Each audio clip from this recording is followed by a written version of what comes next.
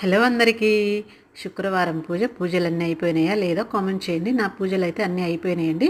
శుక్రవారం రోజు అమ్మవారు మన ఇంటికి రావాలి, లక్ష్మీదేవి కటాక్షించాలంటే ప్రతి శుక్రవారం రోజు ఇలా చేసుకోవాలండి. మనమైతే ఎంత నీట్గా ఉంటామో మనతో పాటు మన ఇల్లు గుమ్మం కూడా అంతే నీట్గా ఉండాలండి. లక్ష్మీదేవి ముందు లోపలికి రావాలంటే గుమ్మం దాటాలి కాబట్టి గుమ్మం అయితే కంపల్సరీ నీట్గా బయట తుడుచుకొని ముగ్గు వేసుకొని గుమ్మానికి కంపల్సరీ పసుపు రాసి బొట్లు అయితే పెట్టుకోవాలని. శుక్రవారం రోజు గుమ్మం నీట్గా ఉంటేనే లక్ష్మీదేవి మన ఇంట్లోకి రావడానికి ఇష్టపడుతుంది. ఆ తర్వాత నేనైతే స్టవ్ అంతా క్లీన్ చేసుకొని స్టవ్ కూడా మంచిగా పూజించేసుకుంటానండి. ఇంకా ఆ తర్వాత పూజించుకున్న తర్వాత వంట అయితే చేసేస్తాను.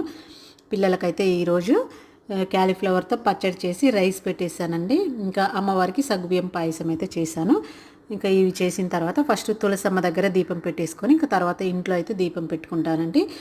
మనం ఎలా చేసామో అన్నది కాకుండా మనస్ఫూర్తిగా అమ్మవారికి పూజ చేస్తే లక్ష్మీదేవి మన ఇంటికి అయితే కంపల్సరీ వస్తుందండి. చాలా చాలా బాగుంటుంది. శుక్రవారం రోజైతే నేను స్టవ్ పూజించుకున్న తర్వాత ఫస్ట్ స్టవ్ మీద అయితే పాలు కాచుకుంటాను. ఆ తర్వాత మిగతా పనులన్నీ చేసుకుంటాను.